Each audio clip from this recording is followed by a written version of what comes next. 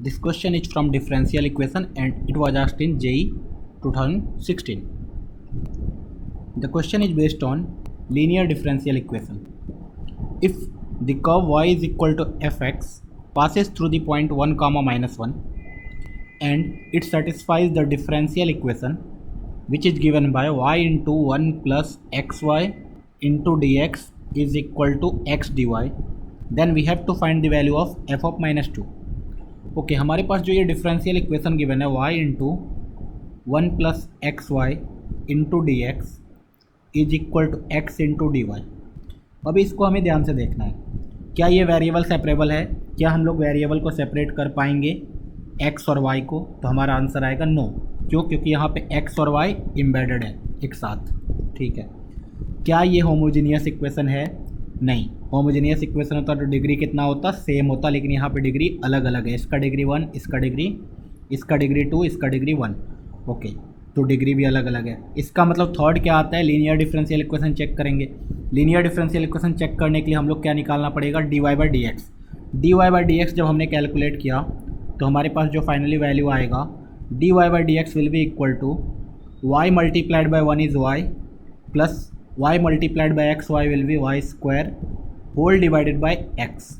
इसको further simplify किया तो हमारे पास जो आया वो आया d y by d x is equal to y by x plus y square. अच्छा, ये देख के तो हमें फील आया कि ये लीनियर डिफरेंशियल इक्वेशन टाइप है, लेकिन लीनियर डिफरेंशियल इक्वेशन अभी एग्जैक्टली बना नहीं है. क्यों? क्योंकि हमारा जो लीनियर डिफरेंशियल इक्वेशन होता है वो किस फॉर्म में होता है? वो होता है d y by d x plus some function of x multiplied by y is equal to some function of x. इस फॉर्म में होता है हमारा डिफरेंशियल इक्वेशन लीनियर, लेकिन ये तो उस फॉर्म में है ही नहीं. तो हमने इसको और ध्यान से देखा.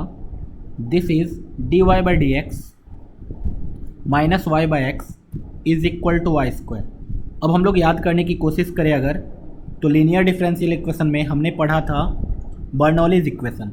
बर्नौली इक्वेशन में क्या था? तो सेम यही लीनियर डिफरेंशियल इक्वेशन ही होता है d y by d x plus something p x into y is equal to q x into y to the power n. अच्छा, ये था बर्नौली इक्वेशन और इसको बोला गया था कि इसको हम लोग रिड्यूस कर सकते हैं किसमें?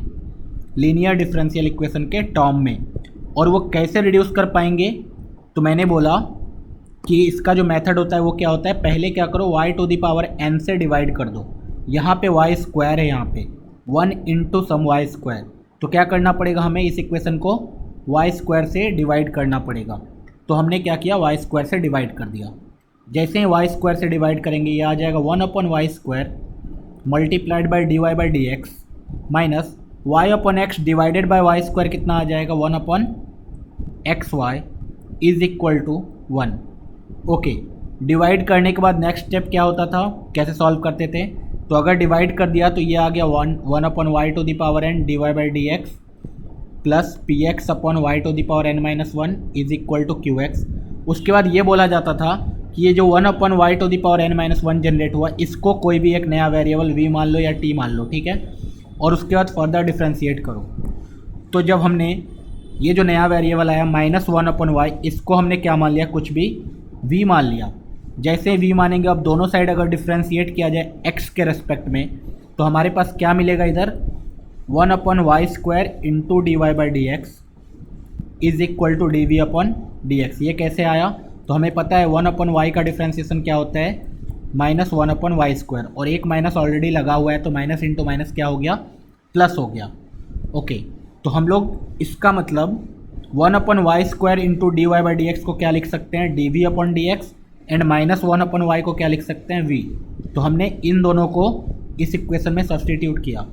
जैसे ही हम लोग सब्सटीट्यूट करेंगे हमारे पास जो इक्वेशन बन के आएगी वो आएगी d v upon d x plus v upon x is equal to 1.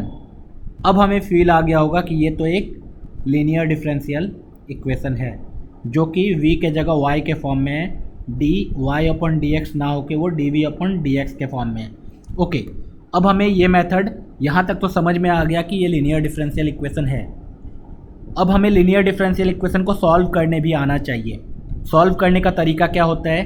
तो अगर हमारे पास, मैं फिर से बता रहा हूँ, d y by d x plus कोई फंक्शन हो p x into y is equal to q x. तो इसको सॉल्व करने का तरीका क्या है कि हम लोग एक इंटीग्रेटिंग फैक्टर निकालते हैं आई एफ, और वो होता है e to the power p x d x. और हम लोग क्या करते हैं, उसका सॉल्यूशन डायरेक्टली लिखते हैं y into integrating factor is equal to integration of q x into integrating factor d x. ये होता है फाइनल सॉल्यूशन। ओके, तो इसको अगर फॉलो किया जाए तो यहाँ पे जो इंटीग्रेटिंग फैक्टर आएगा आई एफ, वो कितना आने वाला है, e to the power integration of 1/x dx। Okay, 1/x का इंटीग्रेशन ln x, और e to the power ln x can be written as x। इसका मतलब हमारा जो इंटीग्रेटिंग फैक्टर आया वो कितना आया, ओनली x।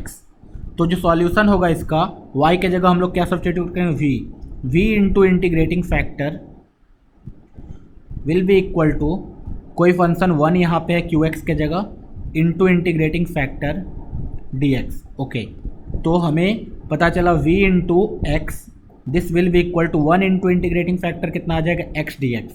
तो ये आ गया finally v into x which is equal to x square by 2 plus c. और v का वैल्यू हमने क्या एज्यूम किया था, -1/y, तो उसको हम लोग सब्सटीट्यूट कर देते हैं इधर।